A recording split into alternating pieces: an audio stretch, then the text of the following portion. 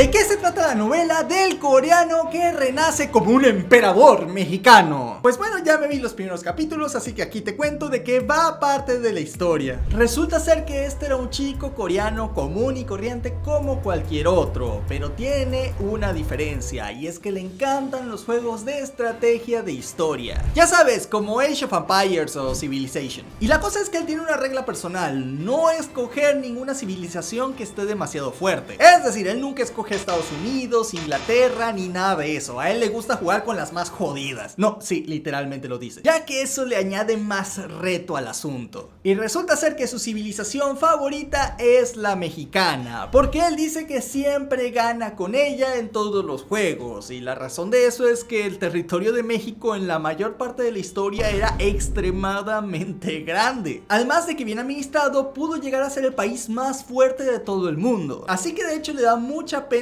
verlo en su estado actual. Y no es el único. De hecho, tanto llega a ser con el tiempo su obsesión por México que empieza a investigar libros, leer de historia e incluso empieza a tomar clases de español. Mientras tanto, él siguió con su vida y se graduó como ingeniero civil. Y después de ahorrar bastante dinero, en sus primeras vacaciones se va para México. Y es que quiere experimentar en carne propia cómo son las tradiciones y su cultura. Pero obviamente está preocupado por la inseguridad, por lo que únicamente se va a mover en las áreas metropolitanas de Ciudad de México y Monterrey. Cosa que no tiene sentido porque hay lugares mucho más seguros en México. Pero bueno, esto es una novela. Y bueno, después de tener sus vacaciones y pasársela super chill, resulta ser pues que ya se devuelve para Corea. Pero pues como está más solo que un perro, se va la última noche para un bar. Y una vez allí, tomándose el tequila más fuerte, conoce a un anciano. Este anciano le pregunta que qué hace por acá. A lo que el coreanito, que pues no tiene nombre, por eso le llamo así. No es déspota, ni denigrante, ni nada de eso. No me denuncien con chingo amiga, por favor. Pero este le cuenta lo mucho que le gusta la cultura, la historia del país, lo barata que son las cosas y que de verdad le encanta este país.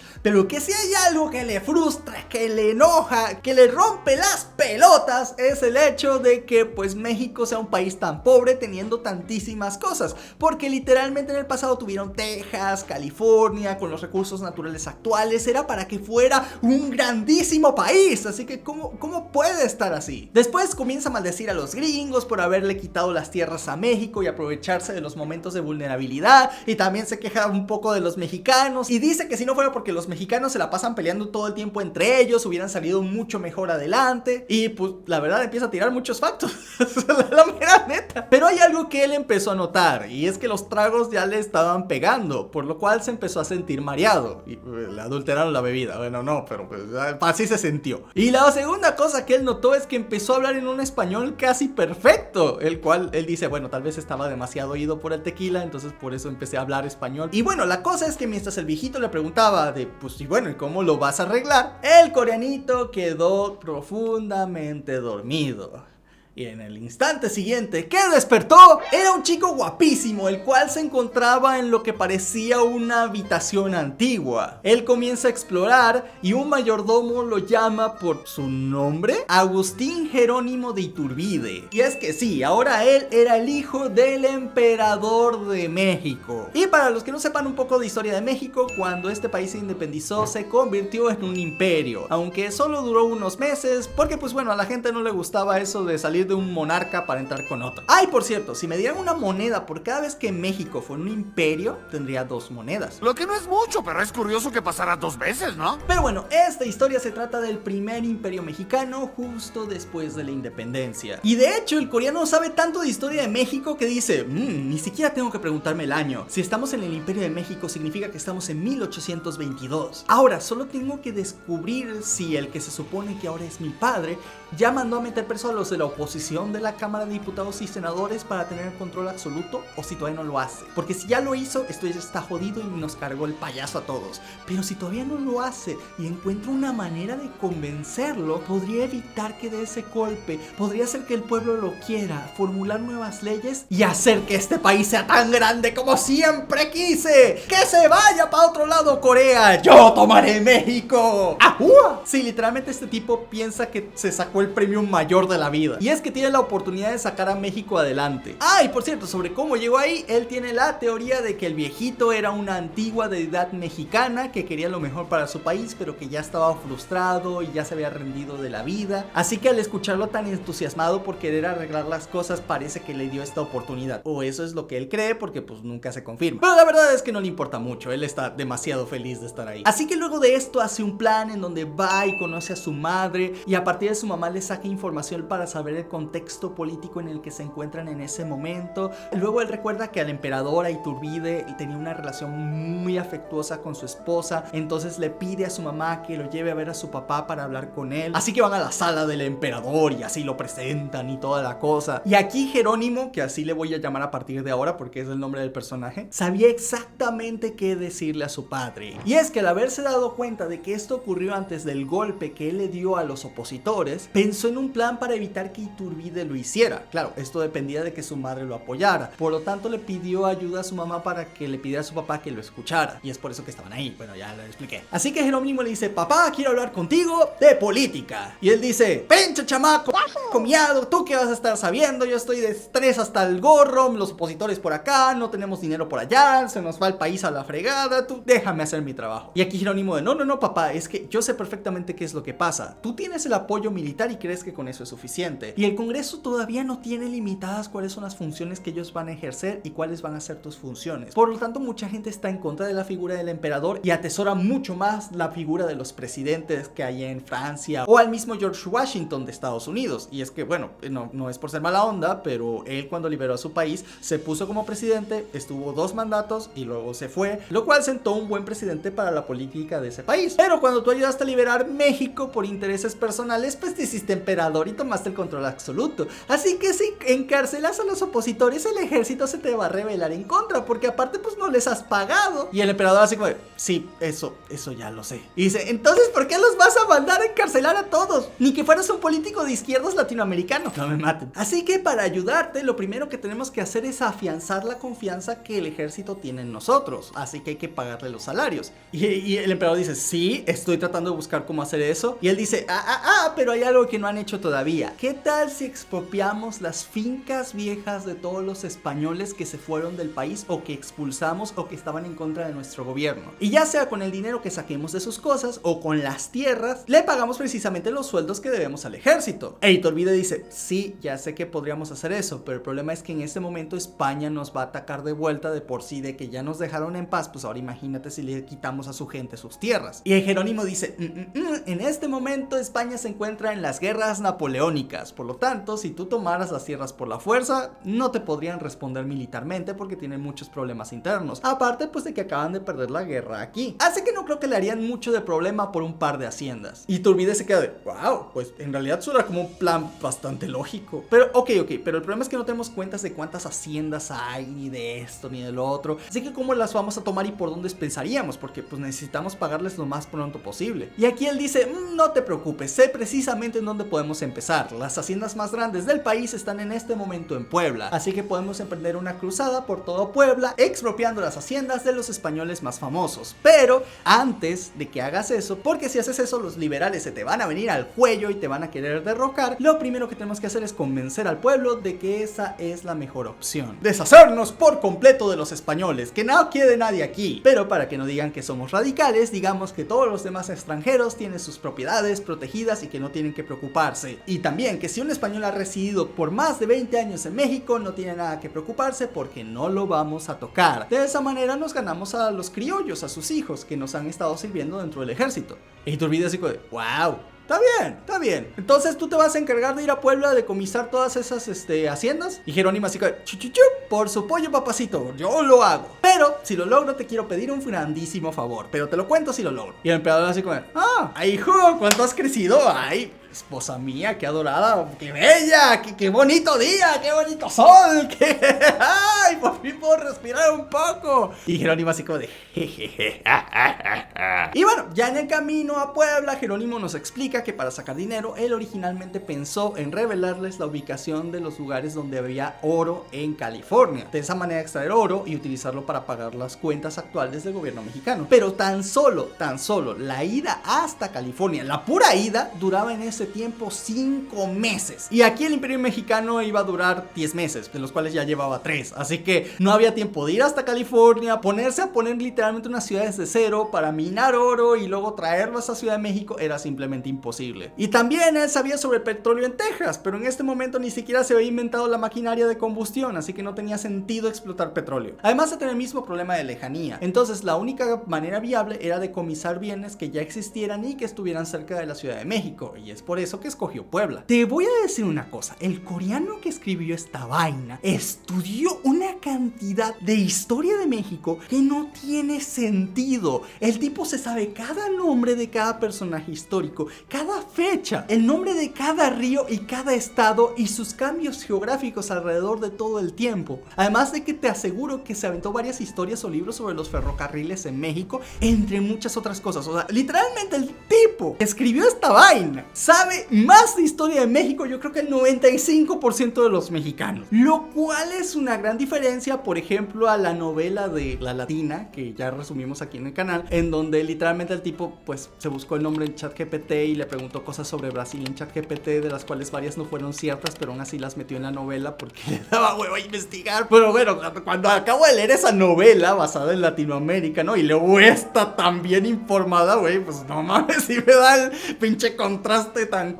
Pero bueno, siguiendo con la historia, una vez en Puebla, Jerónimo se encuentra con algunos de los generales más grandes que custodiaban la zona. Él da la orden de que decomisen las haciendas y que él las va a tomar personalmente con su ejército. Pero el ejército estacionario dijo que ellos iban a hacer cargo, que no tenía que venir el gobierno federal a hacerlo y que pues no se metieran en sus asuntos. Pero pues Jerónimo dice, vengo por órdenes del emperador. O sea, si no acatas la orden, pues estás en contra del emperador. Y bueno, los generales estacionarios, que bueno, por cierto, todos estos eran nombres de personas reales, estaban de hecho ya decomisando las haciendas sin el permiso del emperador, con el fin de quedarse los terrenos y la plata para ellos. Pero obviamente Jerónimo sabía esto. Lo que él no pudo prever es que esta gente era tan aferrada que lo traicionaría y empezarían a dispararle a su ejército personal. Afortunadamente, a pesar de que Jerónimo no lo pudo contemplar, Iturbide lo mandó con un ejército más o menos grande por si estas cosas pasaban. Y Jerónimo aquí se asusta, que dice, oye, no mames, ¿qué onda? O sea, usualmente si esto pasaba en Corea, güey, y un superior, un emperador o un rey te dice, güey, no mames, deja ese pedo, te lo vamos a tomar nosotros, te vamos a dar una parte, pero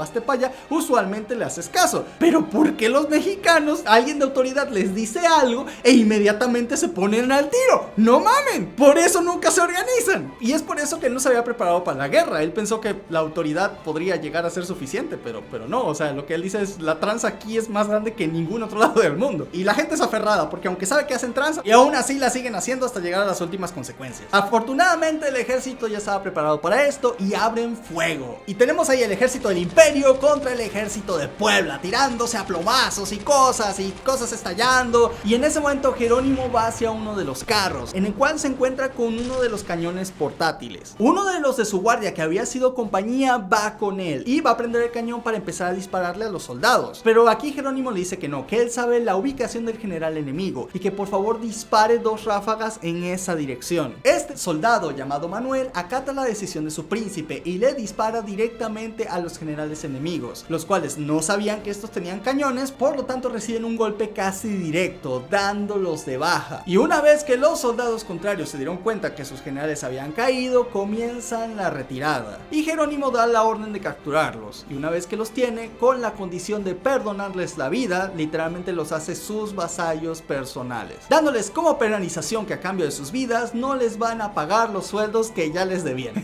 Así se libra de esa deuda. Y que también tendrán que ayudarle a cargar las cosas hasta Ciudad de México, y los soldados que son de él, del imperio como tal, tendrán que revisar que no se roben nada. Así que los convirtió en mulas de carga y aparte les anuló el sueldo que les debía, así que pues doble win. Él dice que haberlos matado o meterlos preso hubiera sido más gasto que hacer esto, y pues bueno, al menos dentro de esa lógica tiene razón. Y con este plan lleva una campaña por toda Puebla decomisando bienes, mientras que a sugerencia de Jerónimo, Iturbide da toda una conferencia en el Zócalo en donde dice que van a decomisar los bienes y que se le va a pagar al ejército y el país va a salir adelante para lograr la verdadera independencia de los españoles. Y además pusieron alborotadores dentro de toda la multitud para que ellos dijeran, sí, Iturbide, eres mi ídolo, tú eres el independentista en la cosa. Y todo el mundo así como, bravo, y que no sé qué.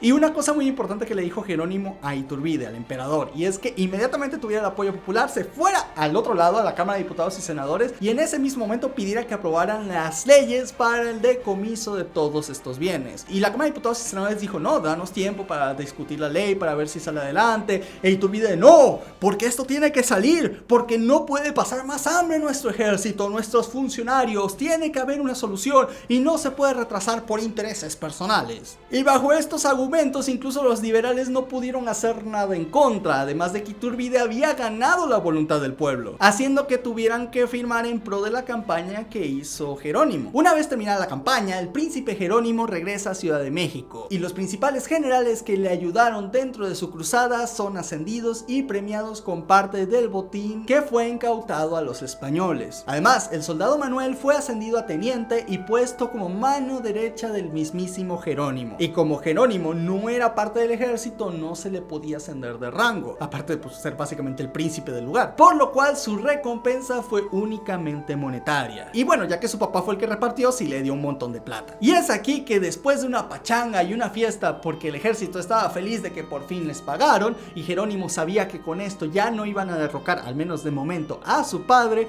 le pide un favor muy personal. Papá, ¿te acuerdas que te dije que me dieras un favor si yo hacía esta cosa de Puebla? Y el emperador de, sí hijo, claro, ¿qué es lo que quieres? Y dice, ok, déjame irme a California y Texas y sentar unas colonias ahí y gobernar el lugar durante un rato. Y el emperador está como de, hijo, esas cosas están en medio de la nada, aparte de que están vacío y es puro desierto. ¿Qué quieres tú de ahí? Además, no te preocupes por la colonización. Hice un trato con algunas personas que vienen de Estados Unidos que están poniendo asentamientos aquí y allá, y les hice algunos tratos para que pusieran a trabajar las tierras, así que no te preocupes, vamos a recibir dinero de eso. Y Jerónimo, ¡no! ¡Tú no conoces a los americanos! Ellos empezarán a abusar de esas condiciones tan buenas que pusiste, empezarán a quedarse con un montón de tierra, exigirán que los gobiernos de su lugar sean representados por personas que hablen inglés o que sean directamente americanas, y al final, cuando menos te lo esperes, habrá más colonos que ciudadanos mexicanos allí, haciendo que ellos se quieran independizar de México, para que al final todo sea una farsa y sea Estados Unidos quien los ayudó monetariamente para quedarse de todas maneras con esos territorios. Y te olvidas así como, ok, entonces me dejarás gobernar y poblar esos territorios para que los tengamos seguros dentro de nuestra propiedad. Y aparte te voy a pedir un par de leyes que son muy importantes. Y el emperador de, wow, no sabía que te lo habías tomado tan personal. Y Jerónimo de, no, solo que estuve, ya sabes, leyendo posibilidades, leyes, y por favor déjame Texas y California, de verdad, te voy a hacer sentir orgulloso, pero tienes que darlo. Y bueno, las propuestas de ley que dio Jerónimo eran para limitar la cantidad de colonos que podían adquirir tierras, el tamaño de estas tierras, y también empezó a poner asentamientos pues de gente de México. Y para poder hacer esto, lo que empezó a hacer fue poner en ciudades como Puebla, Ciudad de México y otros carteles de reclutamiento. Él utilizó todo el dinero que ganó con la campaña de Puebla para pagarle a colonos para que se mudaran junto con él. O sea, hizo una expedición, una caravana gigante para que se asentaran dentro de Sacramento, Nuevo México y otros lugares, a cambio de concederles literalmente tierras gratis y que trabajaran en los puestos de gobierno que él mismo iba a abrir. Y es así como Jerónimo, después de hacer todo este plan y despedirse de su familia, se va con una caravana de cientos de familias rumbo al norte. Él quiso llevar a muchas más, pero pues no le alcanzó el dinero. Aparte de que llegando ahí, pues iba a tener que básicamente construir una ciudad. Y es así como después de 5 meses llega a Sacramento, California. La gente se va quedando en casas de campaña. Él piensa cómo construir una iglesia para que la gente empiece a construir sus casas alrededor de ella. Y como él ya sabía en qué ríos había oro, empieza a mandar excursiones para explorar el área. Hasta que en uno de los ríos la gente se sorprende porque literalmente tenía un montón de sedimentos de oro, sorprendiendo por completo a todos los pobladores, quienes pensaron que ya serían ricos. Pero literalmente Manuel les dejó saber a todos que esas propiedades ahora eran de Jerónimo, ya que él era el gobernador de la zona y eso le pertenecía al estado, así que no se robaran el oro pues. Y Jerónimo dijo que no había problema, o sea, no se lo podían robar efectivamente, nuevamente, pero él lo que iba a hacer es que va a abrir puestos de minería, porque qué bonito que la suerte les cayó del cielo, y obviamente no, pero se echó todo un discurso religioso de cómo Dios les va a ayudar y les va a proveer, y cómo él también les va a ayudar para que sean más ricos en sus vidas, cómo va a poner puestos de minería, y lo único que va a hacer es cobrar una comisión sobre el oro que ellos empiecen a sacar, y básicamente lo que él hace es incentivar lo que pasó durante la fiebre del oro en Estados Unidos, que se corra la voz y utilizar a los ciudadanos indirectamente como mano de obra para poder cobrar más impuestos. Pero obviamente esto no le cae bien a todo el mundo. Hay varios de los generales que lo acompañaron y que fueron parte de su ejército que quieren literalmente quedarse con el oro. Su plan es convencer a la mayoría de los colonos que se pasen a su bando para que ellos se queden el oro, pues para los habitantes que están ahí, ya que hicieron el gran sacrificio de mudarse desde sus vidas en Ciudad de México para ahora vivir ahí, y ahora no les van a dar nada. Digo, les dieron tierras, trabajo seguro y todo, pero pues no, o sea, quieren todo, ¿no? Básicamente para darle un golpe a Jerónimo. Pero para hacer el cuento corto, una de las familias que sí era muy leal al imperio le termina chismoseando a Jerónimo y a su ejército, y terminan atrapando a todos los que estaban en contra con las manos en la masa, siendo que el principal general en un arranque de ira saca su pistola y lo terminan fusilando, por lo cual ahora Jerónimo está más paranoico que nunca, porque dice, no mames, o sea, les di tierra, les di trabajo, les pongo condiciones bajas, les estoy construyendo hasta sus casas, güey, y aún así planean traicionarme. No mames, o sea, no mames, estos güeyes les das la mano y te quieren agarrar el brazo. Voy a hacerlos felices, pero también tendré que poner el ejemplo para que a nadie más se le ocurra hacer tranza en este país. Y es así como empieza el proyecto de construcción de Sacramento, en donde él ya de antemano había traído a varios herreros para trabajar el oro, porque sabía perfectamente lo que iba a pasar. Además sabía la localización de varias minas de plata, las cuales utilizaría para acuñar la moneda del país, porque en ese momento recién estaban abandonando el real, que era básicamente surtido por España, y lo estaban cambiando por el peso mexicano, el cual al principio estaba hecho de plata y su valor dependía más de la plata que de la moneda en sí misma. Y Jerónimo sabía esto, pero no tenía ningún problema con ellos. Si el valor se sustentaba en plata, lo que necesitaba era más plata. Pero él sabía una cosa muy importante, y es que tenía que ser rápido. Tenía que llevar a Texas, Arizona y California lo más rápido que pudiera a la prosperidad, porque tenía que prepararse para un evento muy importante que sucedería dentro de unos años. Y es que él a toda costa esta vez quería ganarle a Estados Unidos, porque ellos sabían que si ellos se organizaban bien, tenían más gente, más dinero, y solo les faltaba una mejor organización para por fin evitar que Estados Unidos se aproveche de ellos, y al contrario, incluso si es necesario, ellos dar el primer golpe. Por lo cual ahora Jerónimo regresa a Ciudad de México con montones de oro y una propuesta para su padre: expandir la presencia del ejército en todo el territorio mexicano. Oh, wow, todo esto que te acabo de contar son los 10 primeros capítulos de la novela más o menos, y van muchos, creo que son más de 40, muchos más, no me acuerdo cuántos van ahorita, perdón. Y la verdad, repito, me sorprende lo malditamente bien informado que esta persona está sobre la propia historia de México. Lo que sí, si vienes a la trama para ver un desarrollo de personaje profundo, para ver emociones de los personajes y todo eso, pues no lo vas a tener, porque esto es más como los personajes, la mera neta, son muy planos. Los malos son muy malos, los buenos son muy buenos, y muchos eventos son a veces demasiado convenientes. Si quieres saber a qué anime se parecería esto, es al anime del slime, a Tensei Shitara Slime Dataken, donde llega un momento en que todos son reuniones, todo es planeamiento civil, planeamiento de ejércitos, es más que nada eso, o como Jon Kosenki, ya sabes, el de la verdad se parece más a ese tipo de animes donde el principal atractivo como tal es toda la estrategia, como que si jugaras un Age of Empires en la vida real, más que la historia en sí misma, porque la verdad es que no tiene ningún personaje entrañable, no tiene ninguna historia personal muy memorable, nada. Es más que nada hechos históricos ficticios, si quieres llamarlos así, vistos desde la mente de una persona actual, y eso es de hecho bastante interesante por sí mismo. Pero claro, la verdad es que me queda de ver bastante en el apartado de personajes o de tramas, pero entiendo que ese no es el punto de la historia. Ahora, yo creo que lo más bonito de todo esto es ver que hay otros países que ven la historia, por ejemplo, de México o de otros lugares de Latinoamérica, y de cierta manera lo entienden un poco. O sea, digo, tampoco podemos culpar todo a un bando o todo a otro. O sea, tampoco es como que si Estados Unidos fuera el demonio y México fueran los super buenos. O sea, en algún momento fue incluso al revés, vamos a ser honestos. Y es por cosas como justamente lo que decía el coreano, ¿no? En Estados Unidos, mientras el héroe de la independencia pues se hace presidente, solo toma 2 mandatos y pone reglas claras para que nadie abuse del poder, pues en México luego se independizan y hay un emperador y no le paga a nadie y se hace con un poder súper autoritario, y luego lo derrocan, y luego viene un dictador que Parque Santa Ana durante un montón de años. Y pues bueno, la verdad es que México tiene un historial de abuso de poder bastante grande, que pues no es culpa de otros países, sino pues como tal cual lo ponen aquí, es culpa de ellos mismos. Espero que estas declaraciones no sean polémicas, yo creo más bien que es algo de conocimiento general, o sea, no debería haber problemas. Porque no vaya a ser que llegue otro mexicano y me diga, oye, pero es que no, porque en México siempre somos geniales y somos lo mejor de la vida y simplemente pues lo que pasa es que somos pobrecitos porque todos nos atacan y